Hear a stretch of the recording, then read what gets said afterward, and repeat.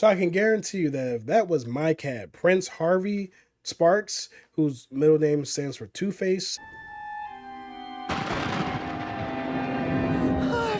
as in Harvey Dent, it's a long story, I could guarantee you that we would have been taken out quick, fast, and in a hurry. A Quiet Place Day 1 takes place in New York City. It's a prequel to the previous two A Quiet Place movies, which I quite enjoyed, especially because of the type of atmosphere that they set. I love the quiet atmosphere in the theater where everybody felt like they could barely open their snacks because they didn't want to cause any decibels in the movie theater, because somehow, some way, we believe that they would kill the characters on screen who are obviously fictional. I also love the very human story and how it was set up, and the aliens and the invasion and kind of the mystery of how the aliens got there, which honestly never really mattered. The prequel I also enjoyed very much so, but not as much as the previous two. I believe I didn't enjoy it as much because the setup for this film led me to believe that we would be exploring the day one, how the events of the initial invasion really impacted New York City, which the movie does a great job of setting up right in the beginning with some text on the screen telling us that this is one of the loudest cities on earth. The regular decibel level for this city is that of a consistent scream. Bing bong! So when they set that up, I'm like, oh, it's about to go down. There's going to be some real trouble out here in New York City. My servant is Squid out here. He's wildin'. I'm wildin'. And they zoom right through that part. The aliens, they crash land. They start tackling and taking people out, like Lawrence Taylor, old New York football player, or Michael Strahan, old New York Giants football player, and Fly Eagles Fly, by the way.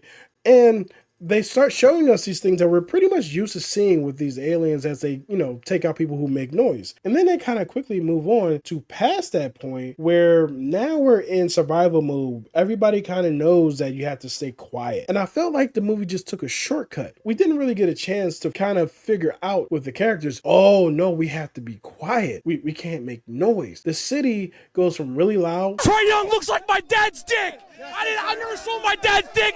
He still looks like shit. To a hush, and it seems like a matter of hours, which didn't really make sense for a place as big as New York City. But that doesn't really take away from the interesting characters that we're following in Lupita Nyong'o's Sam, as well as Joseph Quinn's Eric. Both these two characters I found to be very engaging, and when they finally do come together, which isn't really until well into the movie, which I really liked because we had a lot of time to allow Sam, her character, to cook and marinate, and us to really get to know her and understand where she's coming from or her motivations were. And then Joseph Quinn's character of Eric comes in. I really found that when they finally came together, that pairing has some really good chemistry, and not romantic chemistry. Thankfully, this movie doesn't go down that route of two people meeting in disaster and falling in love. They just find companionship in this disaster situation. And I can't really spoil why Lupita's situation is a little different because the trailers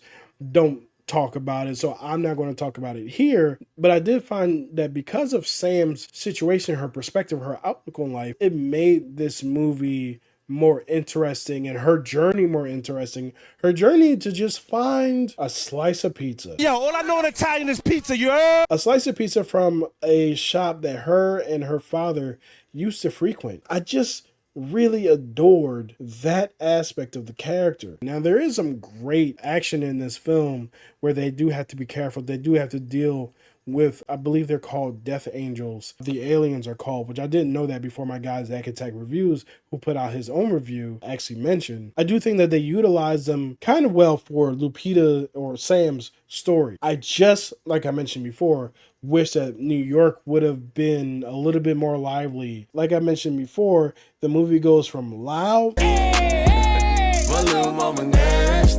to quiet, and it seems like 24 hours, which just seems like that's impossible for New York. That would be impossible for Philadelphia. They came in the city of brotherly love and thought it was love. It's no love in this motherfucker city. We fucked shit up.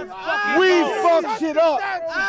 I mean, there's so much going on all the time, right? But overall, if I was going to give this film a rating, which I'm about to, I would say this movie is a good time at the movies. It's not necessarily a must-see. It's not as good as the previous two movies. But if you guys want to go out and support it, I would definitely say go for it. I just think that it took some shortcuts that I really wish it didn't. It took some of the most important questions about what the situation would have been like with an initial invasion and kind of skipped over it. So that was a little bit of a detractor for me. But at the same time, I did enjoy these characters' journeys. Well, let me know what you guys thought about this film, A Quiet Place Day 1, in the comments, and I'll talk to you guys next time. You still gonna accept me, bro, if I smoke weed till the day I die? Come on, Moses, give me the okay. Give me the okay, please. Give me the okay.